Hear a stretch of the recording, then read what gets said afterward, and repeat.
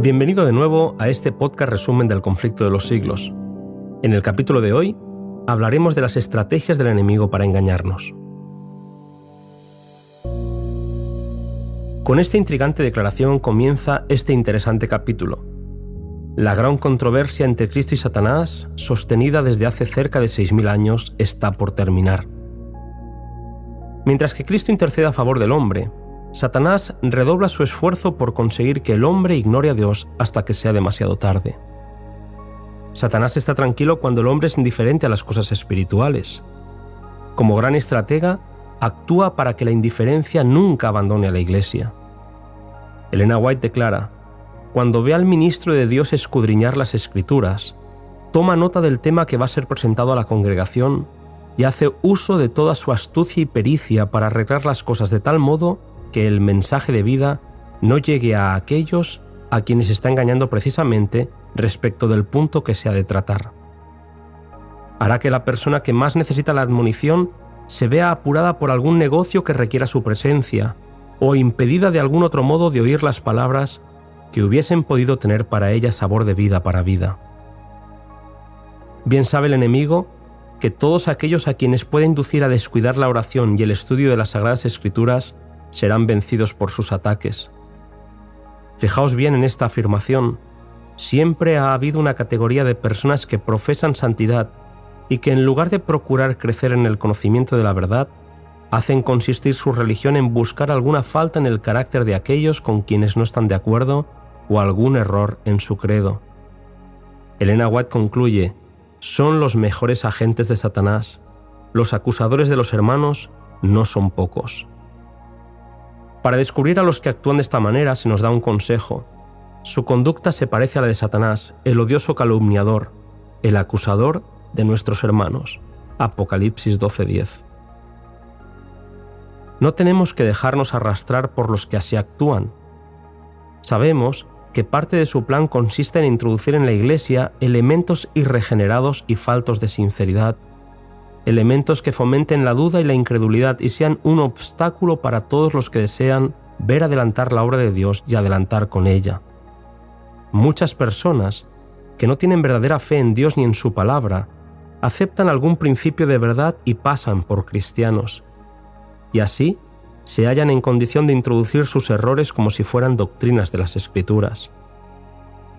Otra de sus estrategias de gran éxito consiste en afirmar que no importa lo que los hombres crean, y es por ello que abundan las teorías contradictorias sobre la fe religiosa. Su objetivo es que la gente quede confusa, para que no pueda descubrir la verdad tal y como está revelada en la Biblia. Lamentablemente, muchos son los que usan la Biblia para sus propios fines, manipulando parcialmente pasajes para que digan lo que ellos quieren oír sin permitir que la palabra hable libremente. Elena White afirma: toda la Biblia debería ser redada al pueblo tal cual es. Es importante entender que la Biblia es un regalo de Dios para los hombres. En ella, el plan de Dios para la salvación del hombre ha sido claramente revelada.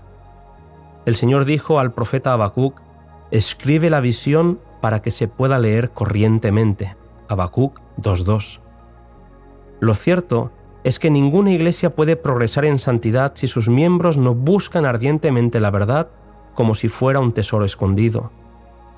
Cuando la tradición o la especulación humana toma el lugar de la palabra de Dios, la Iglesia cae en la esclavitud del pecado, aunque pretenda ser libre.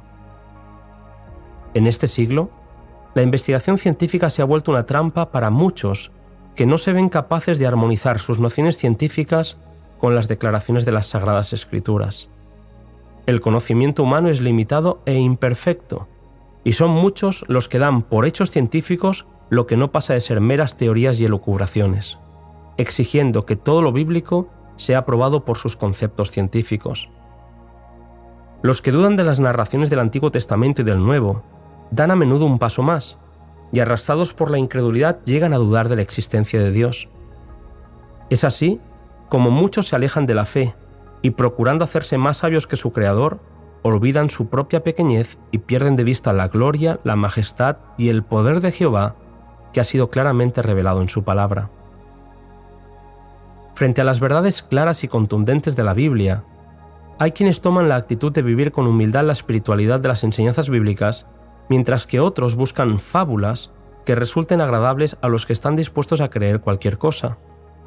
Los que se comportan de esta manera, siendo demasiado sabios en su propia opinión como para escudriñar las santas escrituras con contrición y pidiendo ardientemente a Dios que les guíe, no tienen escudo contra el error.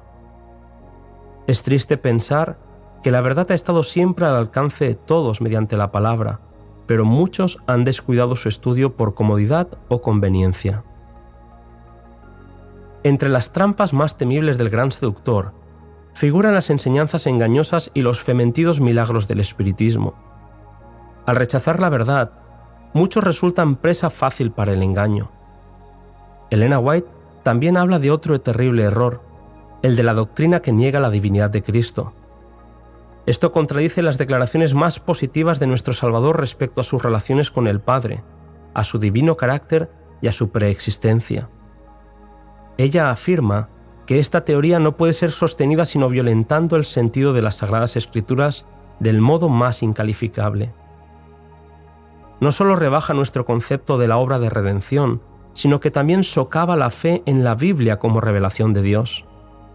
Este tema le preocupaba a la escritora, puesto que concluye esta idea diciendo: si los hombres rechazan el testimonio que dan las Escrituras inspiradas acerca de la divinidad de Cristo, inútil es querer argumentar con ellos al respecto, pues ningún argumento, por convincente que fuese, podría hacer mella en ellos. Ninguna persona que haya aceptado este error puede tener justo concepto del carácter o de la misión de Cristo, ni del gran plan de Dios para la redención del hombre. Otros errores peligrosos que expone Elena White en este capítulo son el de creer que Satanás no es un ser personal, o que la segunda venida de Cristo se realiza a la muerte de cada persona, que los milagros no existen o que no es necesario orar. Innumerables son las doctrinas erróneas y las ideas fantásticas que imperan en el seno de las iglesias de la cristiandad. Es imposible, dirá ella, calcular los resultados deplorables que acarrea la eliminación de una sola verdad de la palabra de Dios. Muchos, que hubieran creído si se les hubiera presentado con claridad las sencillas y preciosas verdades de la Biblia, han caído en el escepticismo por la forma en la que se les presentó estos errores. Esto es lo que Satanás buscaba y lo que ha conseguido. La duda está de moda hoy, y muchos son los que miran la palabra de Dios con la misma desconfianza con la que fue mirado su autor. Muchos critican lo que no entienden, y otros se deleitan en buscar en las Sagradas Escrituras algo que confunda las mentes de los demás. Y hay quienes también critican y argumentan por el mero gusto de discutir, y después, por mantener su posición, se cierran las puertas del paraíso. Hay que ir a la Biblia con espíritu humilde. Lo esencial para entender nuestra redención ha sido revelado con claridad y hemos de entender que nuestra inteligencia limitada no nos hará nunca descubrir las profundidades de Dios. Confiemos en aquel que nos mostrará su voluntad a medida que ese conocimiento sea para nuestro bien. Si bien es cierto, escribe Elena White, que Dios ha dado pruebas evidentes para la fe, Él no quitará jamás todas las excusas que pueda haber para la incredulidad. Todos los que buscan motivos de duda los encontrarán. La fe es un camino, la duda es otro. Uno se alimenta de la palabra y el otro de los pensamientos humanos. Los dos se fortalecen a medida que se estimulan, y nuestra decisión es clave para que uno crezca más que el otro. No hay más que una línea de conducta que puedan seguir los que desean sinceramente librarse de las dudas.